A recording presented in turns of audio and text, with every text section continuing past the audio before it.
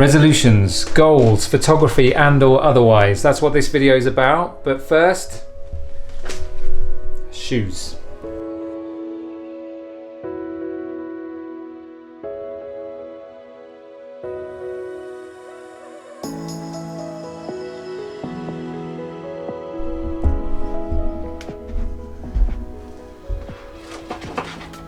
Ta-da. Ta-da. Okay, I've just been for a run, so I just need to have a shower first. For the sake of old lang syne. I need to learn more of the words. That's better, actually.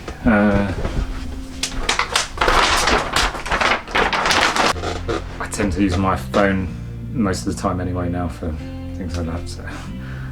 Happy New Year, everyone! Yep, it's 2020. We've reflected on 2019 and we're about to set our goals or our resolutions for this forthcoming year in photography and or otherwise. But before I get into that, I guess I got a bit of an elephant in the room that I need to address. And yeah, that's right. It's about when I last put a video out, which was, I think, sometime in the spring last year. And you're probably wondering why I didn't put anything out thereafter. Well, it's complicated. Maybe I'll save that for another video. I think what's really funny is that around about this time last year, I put a video out where I'd said that I would commit to putting more videos out on YouTube in 2019. But I'm going to post the video anyway because I've committed to posting more to YouTube this year. So yeah, that one, yeah. Okay, it didn't work out that way.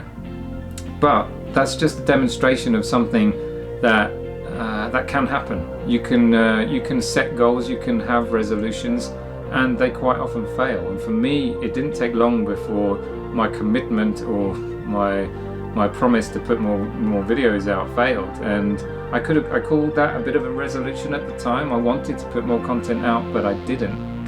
And so why do we fail our resolutions? Why do our goals never seem to be achieved? Well, there's all sorts of reasons for that. And part of it is that you just have to accept that sometimes things don't work out and things do go wrong. And we talk about it all the time, especially in photography, that you learn through failure. And you can set a goal and you can work towards it, and just because you don't achieve that goal, it doesn't mean that you haven't learned something and that you haven't evolved or developed in any sort of way. Now, for me, I'll tell you what I've decided to do this year in terms of my photography. But before I do, I think I will explain to you why I've just been running now, and believe it or not, it doesn't have anything to do with a New Year's resolution. Well, kind of doesn't have anything to do with a New Year's resolution. Ultimately, I want to be healthier physically and mentally, but it's not something that I am saying that I'm going to be better at this year than I was last year, if that makes sense. So why was I running? Well, this year I'm doing Red January 2020. So last year I did Red January, and if you don't know what that is, then you can go and see my Instagram stories from last year, or go and check out the website redtogether.co.uk. But in brief, to explain what it is that it's a campaign that supports the charity Mind, and that's a UK mental health charity. And the RED stands for Run Every Day. And what that means is that you get active every single day of January in support of your own mental health and to raise awareness for mental health charities as well. So I will be raising money, and that's not what this video is about, but if you want to sponsor me to do this, then I'll put the link in the description below and somewhere like here or there or wherever, and you can make a donation. Okay, so maybe you think I've gone a little bit off track and you're wondering what on earth has being active every single day got anything to do with photography goals or resolutions? Well, let me explain. I did Red January last year, and if you're interested, you can go and look at my Instagram to see how I got on with that. I saved a story on there. When you have a structure and you have something that is more of a commitment than an idea, then you're able to stick to it better. A better way of explaining this is that you might have set a goal to say that you wanted to take more photos in 2019, but in reality, what you might have found is that when it came to an opportunity that you could go out and take photos, you decided that the weather wasn't good enough, or that it was not the right kind of clouds, or that there wasn't really anywhere that you could go to on that particular day. There's all sorts of reasons and excuses. What I found when I was doing Red January last year, and that I'd committed to running every single day of the month, was that I had no excuse. I just had to get out. I had to go for a run. Essentially, there is nothing more motivating than having to go out every single day to do what it is that you aim to do. You've got no excuses. I can't say that I won't go for a run because it's raining, because I have to run every single day of January. Now, you might just say that you don't have to, David.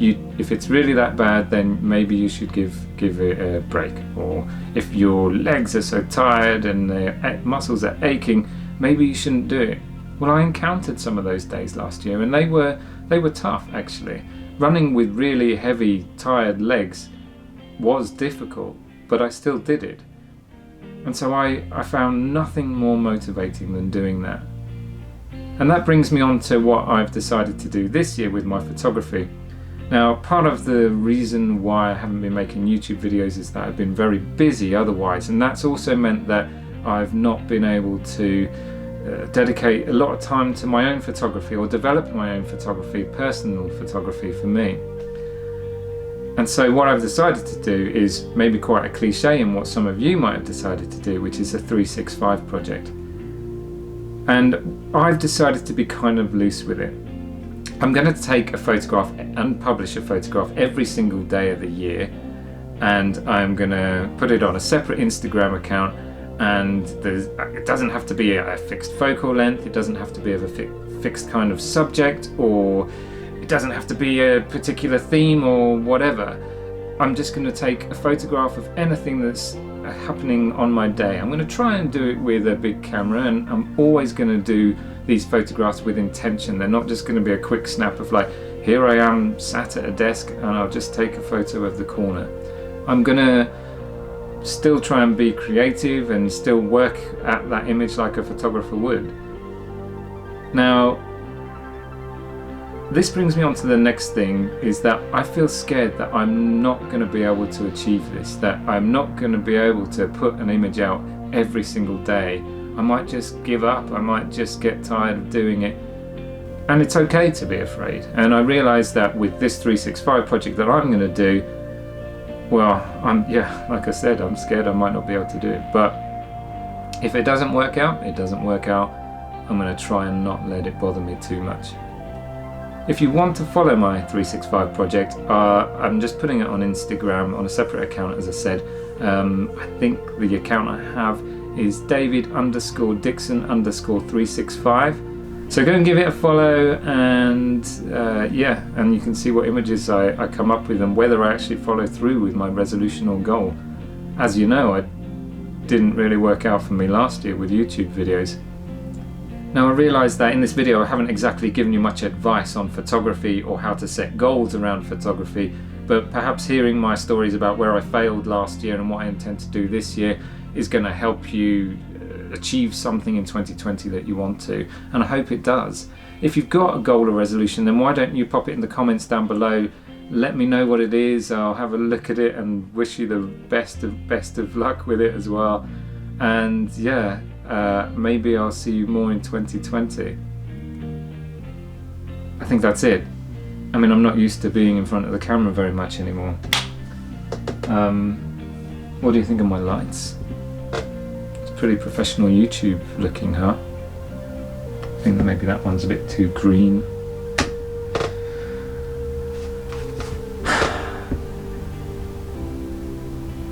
Right, I'm just going to end the video. Happy New Year.